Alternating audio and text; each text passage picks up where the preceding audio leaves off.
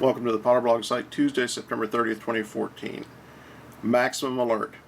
There's literally a greater than 50% probability that the Dallas Ebola victim acquired his infection or her infection on the airplane they were taking out of Liberia. That means that the person in Dallas is a secondary victim, that there's still a patient zero out there who is actively shedding Ebola on that flight and subsequent flights, whatever they took. Now this information, the data, comes directly from the Center for Disease Control's very own simulation model. And we'll show you here's a chart from that model. We'll show you detail here, what this chart shows. Now basically it shows that the mean time to infection is 5.5 days.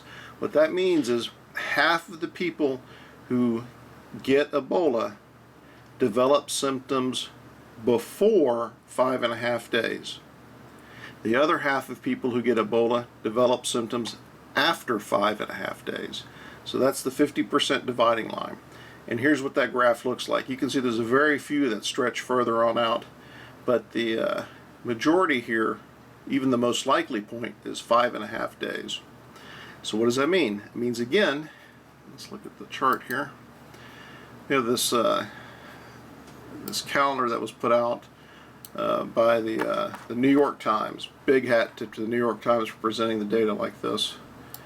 And what it shows is a person boarded the flight on Friday, and then within 6 days, this Wednesday, is when the symptom onset was. That means that they're within that 5.5 day period, which just basically proves that there's greater than a 50% chance that the person in Dallas was infected on the flight.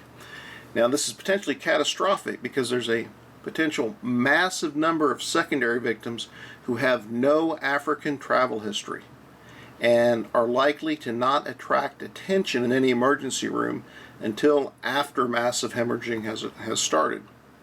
And there's no telling where this primary or this patient zero potentially came from or has gone to. As far as we know, there are only two airlines that are still periodically flying out of Liberia. One is Royal Moroccan Airlines, and that could be very bad because patient zero might be heading off to the Hajj. It could also be a Belgian airline that's flying through. But basically, anybody who's on that flight should be considered exposed. And anybody in between. If there was a layover in Atlanta, it's just an extremely bad situation here. Potentially a massive number of people who have secondary infections that need to be tracked down, who when they become ill will not attract attention because they don't fit the stereotype of a Western African Ebola victim. Be prepared.